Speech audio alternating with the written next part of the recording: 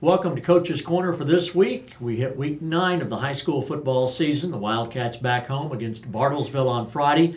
That on the heels of a great victory last week against Claremore. Coach, congratulations. Thank you. As, guys competed hard and fought hard, and proud that they pulled it out.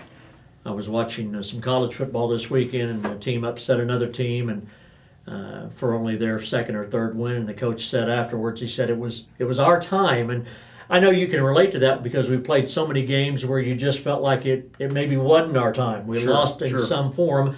And Friday night, I kind of felt like it was your time too. Yeah. I thought, our guys, we coming into the season was very positive. We have a lot of, felt good about our team. Just had some breaks here or there with injuries and stuff, and played a tough schedule too at the same time. And we just felt like you said it was our time. We're on the road. I thought that we were evenly matched, and what I was worried about just is that I hope our guys still are fighting throughout this end part of the season. And sure enough, they answered the call and they competed their tails off. And I thought, just happy with everybody's effort, just from defense to offense, special teams. And we just, it was fun to be on the sideline, fun to be a part of. Well, as you said, it was our time, but we had to put ourselves in that position as well. And I think that never give up attitude. There were a couple of times when things looked kind of bleak, but when you never give up, good things happen. Absolutely, you're right, bleak. I mean, we're late third quarter, early fourth quarter.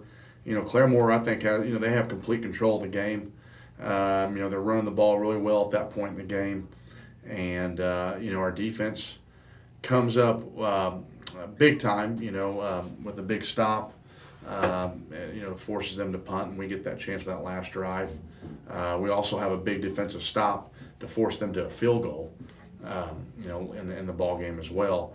But no, at that, they had control of that game, in the second half, and we just fought hard to, I'm just happy because we could have easily have laid down and just said, hey, Claremore's got this, we're not going to overcome that.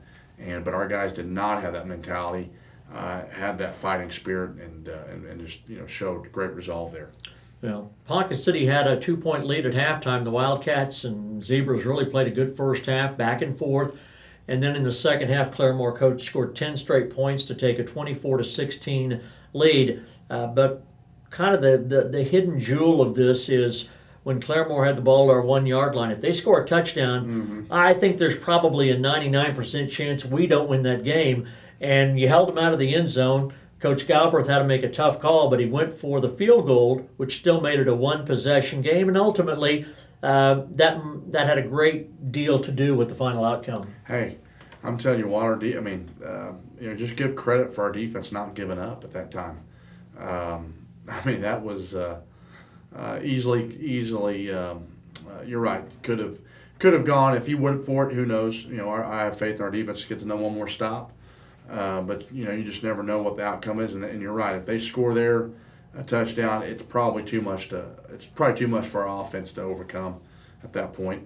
So anyway, our defense does a heck of a job. Yeah.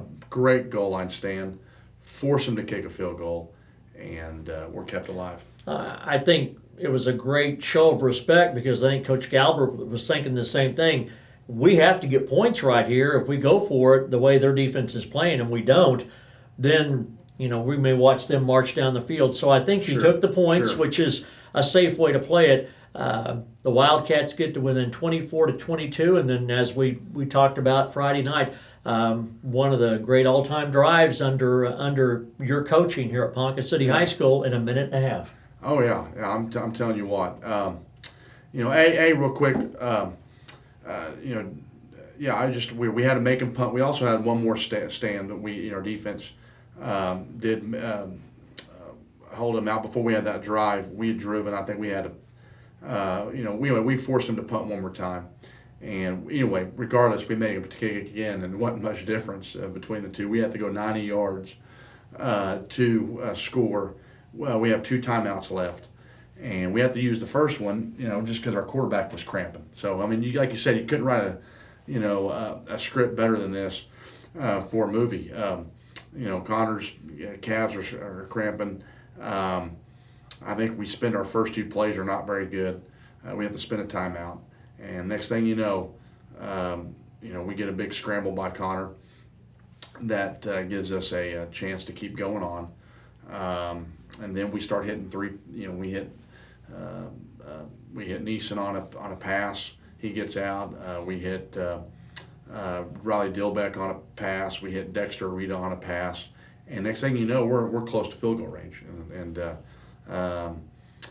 we even kill the ball. In between there, we are spiking the ball. We're not using a timeout. We practice killing the clock, and just manage the time well. Guys lined up fast. Obviously we're a no huddle offense, but guys lined up fast. No one panicked. Protection was good. Connor took his drop. The guys ran good routes. Line pass pro'd, backs pass pro'd, and everybody did their job and just calmly, coolly went down the field like they've been doing it all. Like they've been doing it all the time, and really just executed well. Connor threw some great footballs. Guys caught the football. Just big 3 catches there. Along with some scrambles by Connor to get in. Where we were at. We have a tough decision though. With only 13 seconds left on the ball on the 18, 19-yard line, somewhere around there, and and that was our last timeout we used to discuss it. So, if we're going to go any further, if we're going to use one more play, it has to be a pass, and it either has to be caught in the end zone or thrown away and hit the ground for an incompletion. That's all we have because we have to do a field goal. We can't take a sack. We can't run around. It was just, it was just that stressful at that point. Is 13 seconds. Do you go and kick the field goal from there, or do you take a shot for having something negative, happen? Mm-hmm. If again Connor gets sacked or he forgets to throw it away and runs around, or we catch the ball before we get in the end zone, then the clock's probably going to be against us. So, either had to be a catch in the end zone or an incompletion, and or just go ahead and kick the field goal then. And that was our options at the time. And so the guys in the huddle were, Coach, let's take one more shot. Let's take one more shot. And, that was from pretty much consensus in the huddle from the guys. So I can't say it was all me. Honestly, I was probably weighing a field goal at the time, just because I was thinking about, like a coach does, all the bad things that can happen at the time. But I went with the guys, and they came through. I will say this: if it wouldn't have worked out, you'd have still said it was my decision. So yeah. even though it really wasn't, you'd have said it was. Absolutely. No, it's my call from the get-go, from the start to finish. But I was just, the guys were rallying. So I'm giving them credit for the, I was thinking the field goal. They wanted to go for the big play. I leaned with them on that deal. I lean with them too. The big play was, as Coach said, with 13 seconds left, the touchdown pass from Connor to Dexter, and almost a simultaneous jump from everybody on the south side stands, including coaches, players, fans, and broadcasters, and it was a great moment. It was almost like slow motion on that deal. Absolutely, it really was weird. Well, it was a great pass, and it was an over the shoulder catch, and. Everybody at the same time. It was our time, and certainly we made that happen. The guys made that happen. A couple of weeks ago we were talking about you trusting players, and we were naming off kids that you trust, and there's a couple of players who you said absolutely you trusted with the game on the line, and they came through for you. Yeah, going from Riley Dilbeck, Dexter and Daryl Arita and Mitch Neeson. Connor Larson, those guys, all our skilled guys off. They've been doing a great job. As far as I just, nobody on our team was going to make those plays but those guys, and totally trust them with that.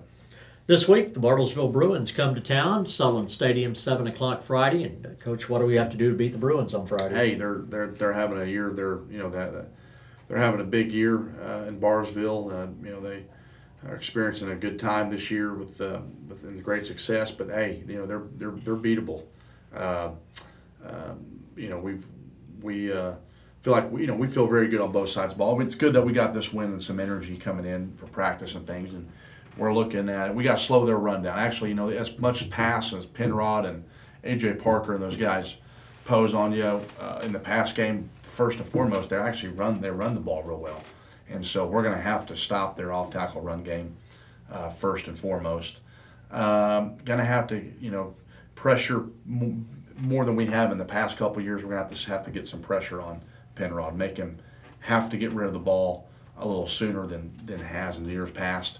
Now he's also very dangerous, and at the same time put pressure, but be smart with your containment and things like that, because he's also very athletic and almost throws the ball just as good on the run as he does in the pocket. So got good skilled guys, so our guys are going to have to stay focused just every play, every single play. We're going to have to be tuned in to our responsibility and things like that.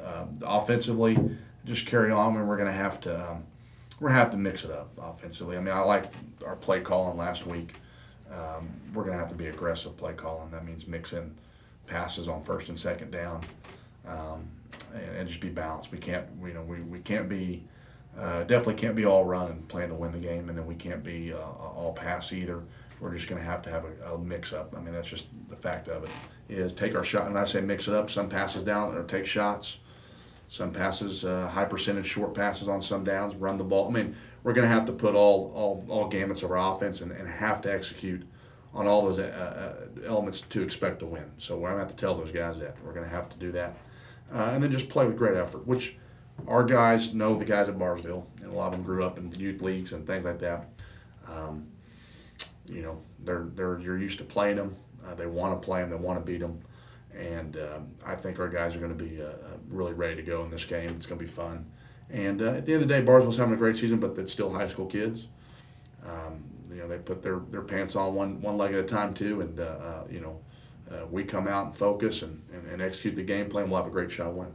Well, the Wildcats need a great week of practice, and I would imagine that with the victory over Claremore, the energy level is going to be very high for practice this week. Absolutely, it won't be hard at all to get the guys out to practice and stuff, and it's fun. It's fun, and wins always create more energy in your program, and it will not be hard to get the guys out this week for practice. Wins solve a lot of things, fans, no and doubt. we hope to see you at Sullivan Stadium Friday night, Ponca City in Bartlesville at 7 o'clock. For Chris Adams behind the cameras and for the coach, I'm Phil Turney.